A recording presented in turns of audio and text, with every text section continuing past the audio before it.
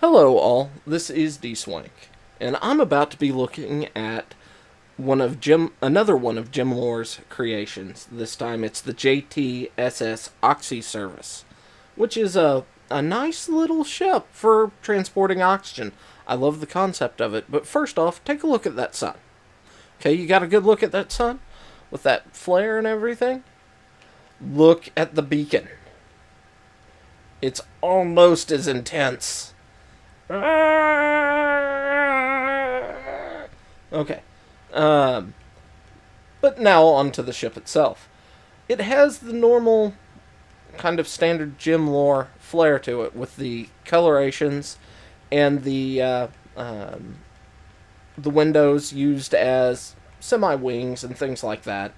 Um, this thing is solely for collecting oxygen. It's got a couple oxygen generators on it. It's got several connection ports, one in the front, one in the side, one on the other side. So three in total. Um, you've got a lot of hydrogen thrusters. I have yet to find a hydrogen tank, meaning you need ice. So there's that issue that I can see. Um, and then you have these vents as oxygen collectors. Now, this, because it doesn't have a hydrogen tank as a buffer, um, and it really doesn't need more than one tank. Unfortunately, Space Engineers is stupid with their scale of tanks, and there's nothing but that monumental 3x3, which I could not, looking at this, figure out a place to put a 3x3 tank and keep the appearance that this has. So, I'm not sure if it has enough oxygen generation. With the generators it has, I believe it has three. Let's go ahead and jump on board and oxygen generators. Yeah, it has three. That if you needed the hydrogen, if those things generate enough hydrogen, I'm not sure. I'd have to play around with it. So I'll probably do that in survival, spawn it on a planet for the end of the episode. See how well that works. We do have ion, and it appears we have ion in all directions. We have a cryo bay, which, yay. And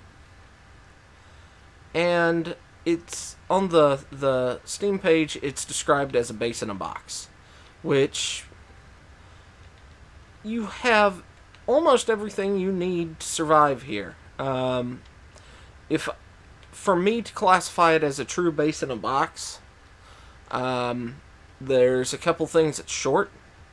My opinion, it needs a oxygen, not oxygen, sorry, at least an arc furnace and an assembler, which I think you could squeeze one of the two here, replace these conveyors, because I don't believe this conveyor and this conveyor are connected to anything. I might be wrong. Let me look underneath. Well, that might be how this oxygen conveyor system here is all rigged up. I'm not sure. But I'm pretty sure this conveyor is just from that conveyor to that conveyor. I don't think anything else is directly connected there. That one might be more of an issue, but depending on which one you went, I know there's a straight through conveyor on both, and I think there's a side conveyor on both. So you might be able to put something there. And you might be able to work something out in the back somewhere. Heck, you could probably just replace this line here with them. Also, if you were concerned about some cargo space, you could replace one of the conveyors with the small cargo. Um, and my only, other than that, which the only reason I said that is because of something in one of the image descriptions for the ship. Says base in a box, and though an arc furnace and a assembler are kind of needed for the base in the box concept, at least in my opinion. Now, you probably could tear this down with all the spare resources on board and build that, but that's just my opinion. Now, something else, personally, I would have done different. I would have replaced probably both these oxygen tanks on the back with the oxygen farms. I believe you can attach stuff like this red light and rod of interior pillar on the tops of them. But replaced both these with those, and they're 3 blocks long, so it might have messed up the lines. And then on the same side, or on the top, I would have put a solar panel that would have covered those 2 oxygen generators, the conveyors, and the bases of the oxygen farms. And so it would have had 2 solar panels, 4 oxygen farms. Since in theory this is an oxygen hauler, you could create oxygen and sell it if you were role-playing. Also, you'd have plenty of power to basically run the oxygen harvester, so you could shut off most of your power for running it through space. So that's my personal critique of the ship and what I see it, what personally I would have done different. Now, there's no, like I said, it's good out on its own, and I like it. It's simple, follows the Kent's principle, so it's keeping it simple. For its role as an oxygen transporter, it doesn't need the assembler. It doesn't need the arc furnace. It does. As a transporter solely, it doesn't need the oxygen generator or the solar panel. So, as what it is on the tin, it is good. I like it. It does its job well. It's my only concerns would be it has hydrogen thrusters. I'm not sure it has enough hydrogen generation. So, yeah. Now, as a freighter, maneuverability and thrust is not that important, but it does have, within creative mode right now, the thrust is pretty good, and the turning's really good. So, what I'm going to do is Shift F10, right? Oh, wrong. I did not need F11. F10. Alright, we are going to spawn in a planet. Yeah, we'll go with Alien, because that Alien planet is the worst planet. And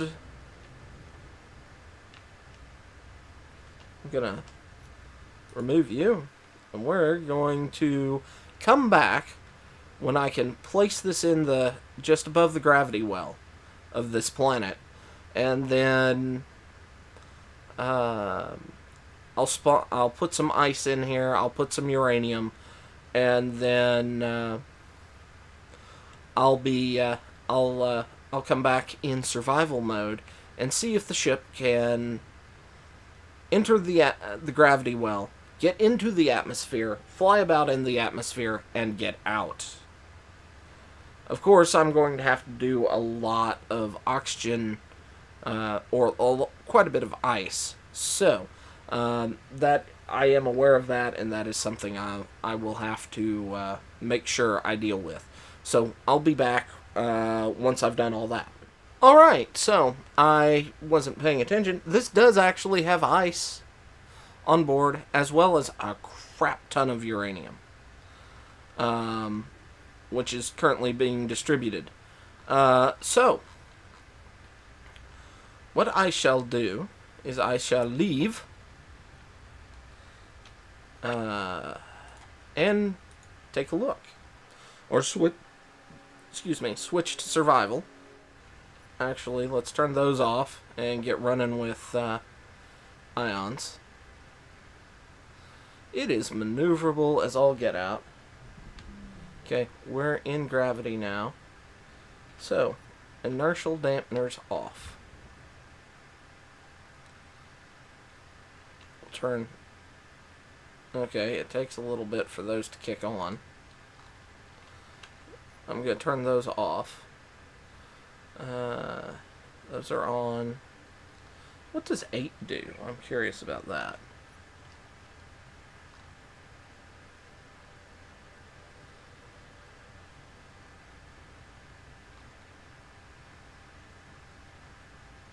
We have a projector. What all is it projecting? 2 additional blocks? Okay. That's kind of an interesting effect. Not sure if it's projecting anything else.